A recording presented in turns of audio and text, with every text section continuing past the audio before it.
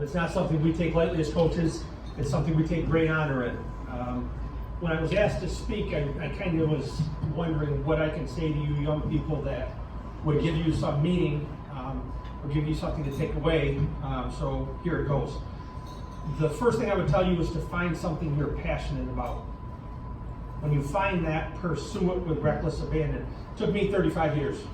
35 years before I got into coaching, and I never dreamed that that would be my passion and what would drive me. But over the last 11 years of coaching, it's brought me so many opportunities. It's allowed me to have so many great interactions with families and players over the last 10 plus years that it's something that I could never imagine and never saw myself doing, but now it's something I can't see myself living without. In 2010, we went to a Fellowship of Christian Athletes clinic, and what they asked us coaches to do was to come up with a motto, come up with something that would give you direction in life. What I came up with at that time was faith, family, football. I know some of my players are here today, they hear that constantly, they're probably sick of hearing that. But it's something that's given me direction in my life. I think that's something that as young people, you need to find that direction, something to steer you in the right way. It's helped me as a head coach, being able to balance the job of being a head coach with my 4 kids and trying to keep my wife sane. And that's not always an easy thing when you have everybody pulling you in different directions. So you definitely need that direction in life. Everything I have, everything I will ever have, is through the grace of God. The challenge in life is to do your best with what you're given.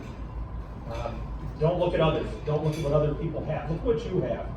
We all have great things in our life, great families, great people behind us, and it's our job to do the best with what we have and continue to achieve and continue to progress. That being said, the best advice I can give you is to follow your dreams. Make those dreams big. Follow them. But with that being said, you need goals. You need goals, you need a plan. Without those dreams are just that, they're dreams.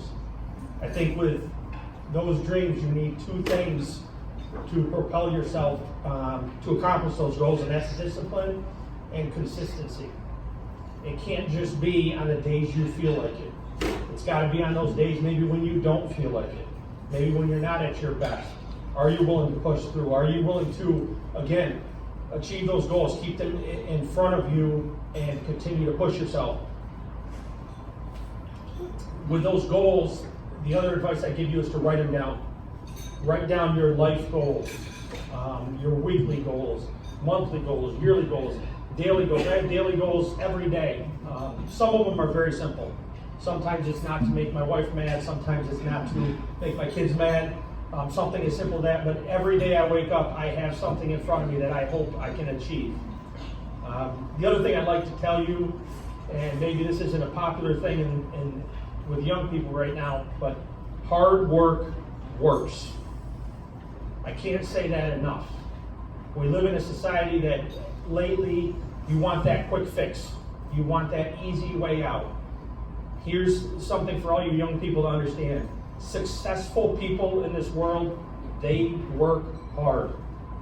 Malcolm Gladwell, in his book Outliers, said that successful people in their fields, people that achieve at that top level, put in 10,000 hours. 10,000 hours in their given field to become good at it, to become the best at it. That works out to 20 hours a week for 10 years. So when I say find something you're passionate about, you better be passionate about it, because if you're going to be good at it, you've got to have that drive all the time.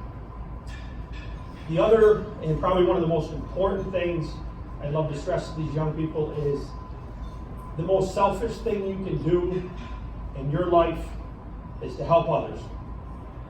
I know you're probably thinking, well, how is that selfish?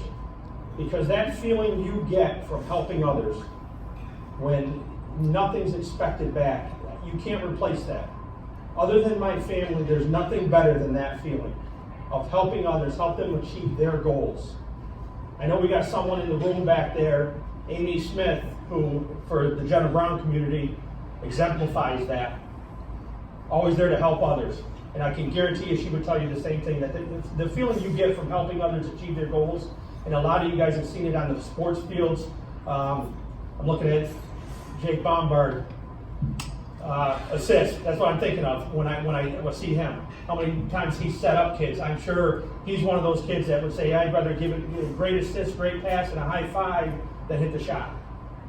Those are things that you need to learn and have that sense about you.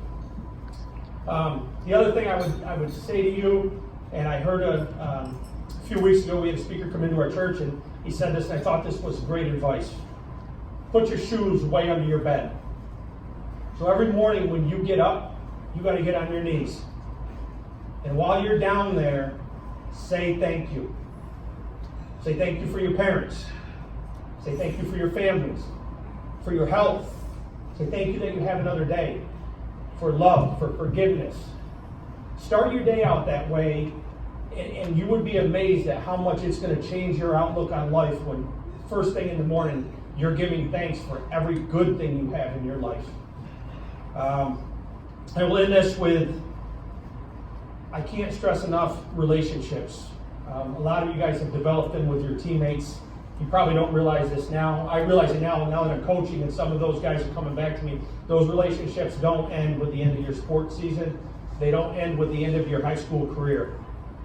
Work on developing those. Work on keeping those strong, because those are the things that are going to travel with you throughout your life. And they really are some of the greatest rewards that you're going to have in your life. That being said, I can't pass up this opportunity. Would the players that have played for me please stand up? The ones that are here. You know who you are.